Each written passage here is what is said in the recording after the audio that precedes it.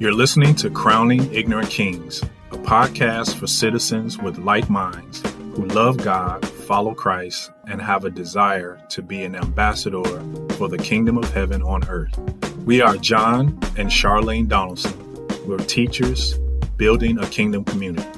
Thank you again for joining us. Now let's adjust our crowns.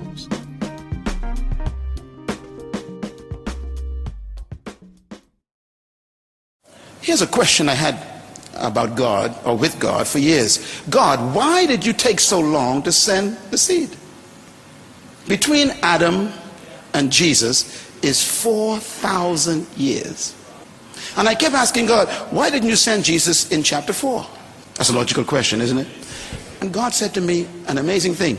He said, I sent my son, this is his answer, in the fullness of time. Now the word fullness here has nothing to do with a watch, on your hand, a time of day or something. The word fullness of time means everything was in its right place. The setting was perfect. God will always move when he has everything in the right place. So why did God wait 4,000 years before he sent the Messiah? Because it took 4,000 years for there to be a prototype in the earth that was the correct prototype of the kingdom of God. Now listen carefully, because it's going to help you.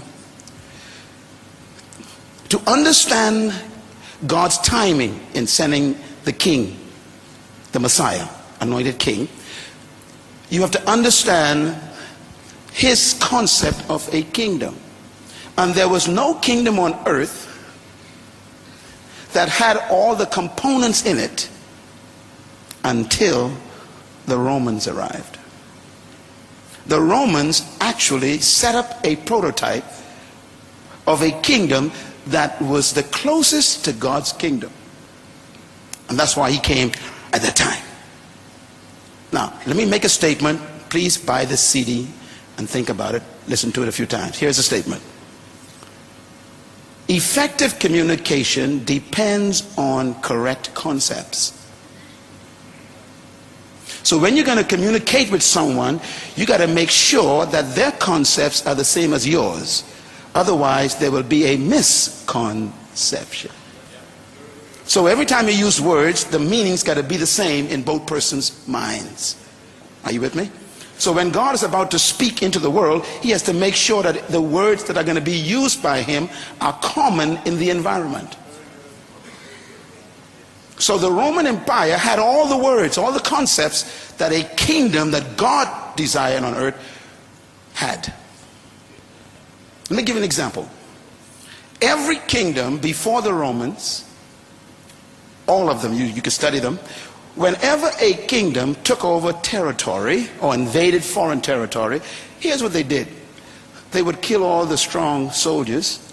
They would take the women and then take all the young men, and they would uproot them out of the country that they invaded and take them back to their country and make them slaves.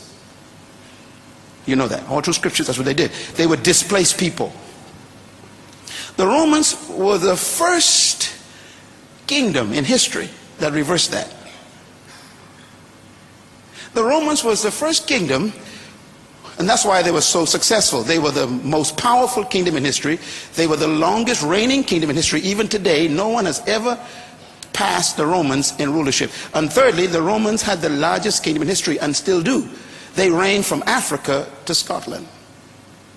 They controlled the world for 200 years. They were the most powerful, most successful kingdom in history. Why? Because they used God's system.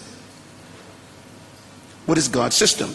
The Romans were the first ones to invent God's old idea of colonization.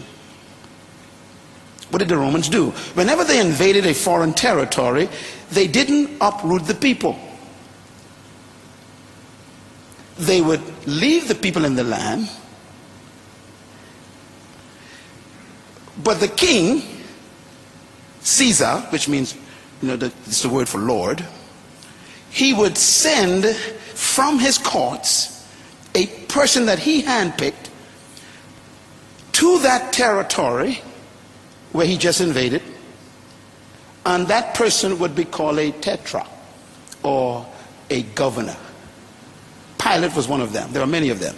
And they would live in the new territory with the people that they conquered, and the job of that governor was to convert that territory into Rome. In other words, the Romans didn't bring the people to Rome to make them Romans. They took Rome to the people to make the people Rome. Please listen to me, please. So the concept, when God saw it, God said, that's it, let's go now. Because everything you're going to say will make sense to them. Thank you for listening to Crowning Ignorant Kings, where we are cultivating a kingdom community. Please sign up for our podcast, download, like, and share. Look for us on your social media platforms. If you'd like to reach out to us, please send us an email at crowninignorantkings@gmail.com.